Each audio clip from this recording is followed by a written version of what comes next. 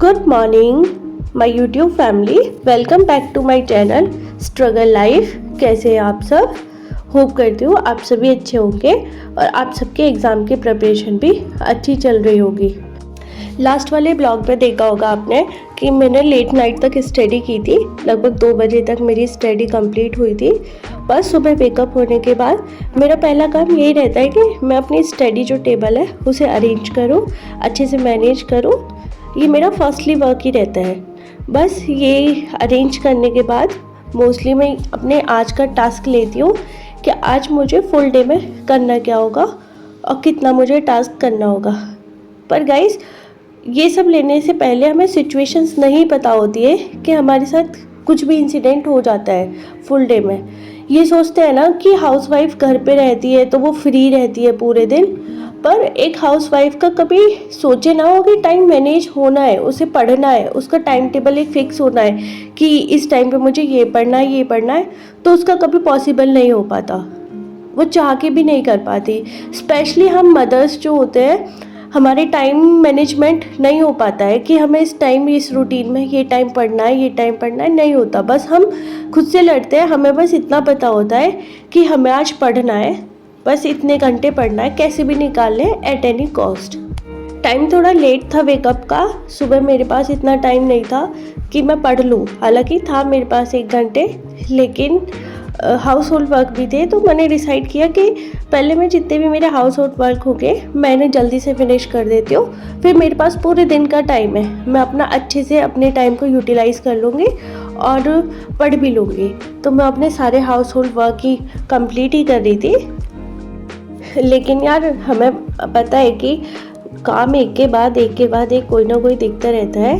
पर इस कंडीशन में हमको ना अपने जितने भी काम होते हैं जो मेन है उन्हें करना चाहिए। क्योंकि हमारी ना आदत होती है कि हम एक काम कर लेते हैं, हमें दूसरा दिखाई देता है, दूसरा करते हैं, हमें तीसरा दिखाई देता है। लेकिन लिमिटेड रखो। अगर आप लिमिटेड रख पाओगे तो ही आप अपनी स्टडी कर पाओगे। कुछ काम ऐसे होते हैं जो कल के लिए टाल दिए जाते हैं। पढ़ाई के काम ऐसे नहीं है जो कल टाल दिए जाते हैं, लेकिन हम मोस्टली क्या करते हैं कि अरे आज नहीं हुई पढ़ाई तो हम कल कर लेंगे, कल नहीं हुई तो परसों कर लेंगे। लेकिन जो हमारे घर के काम होते हैं, हाउस होल्ड वर्क होते हैं, उन्हें हम कभी नहीं टालते। अरे 10 मिनट का ही तो काम है, मैं इसको अभी करके फिर मैं पढ़ने बैठ जाऊँगी। तो गाइस, आपके साथ ऐसा नहीं होना चाहिए। अगर आपको लाइफ में कामयाब होना है तो आपको काम से पहले अपनी पढ़ाई को प्रायोरिटी देनी पड़ेगी, तभी आप कुछ सक्सेसफुल हो सकते हो, कुछ बन पाओगे। ये हाउस होल्ड वर्क तो हमारा रोज़ाना का काम होता है, रोज़ाना हम ये काम करते हैं। लेकिन काम करते करते भी ना मेरे दिमाग में यही चलता रहता है कि हाँ, आज मैं पढ़ पाऊँगी ना, आज मैं अपना टाइम मैनेज कर पाऊँगी ना, आज मेरी अच्छे से पढ़ाई हो पाएगी ना। डेली मैं अचीव कुछ सोचने का करती हूँ कि आज मैं इतने आवर्स स्टडी करूँगी, लेकिन नहीं हो पाती है। लेकिन कभी भी आपको डिमोटिवेट नहीं होना है, क्योंकि आज नहीं हो रही कल होगी। आप थोड़ा थोड़ा स्टेप तो बढ़ पा रहे हो ना। आप डे से नाइट में जब सोते हो एक सेटिस्फेक्शन के साथ तो सो पाते हो ना। बस यही बोलना था यार।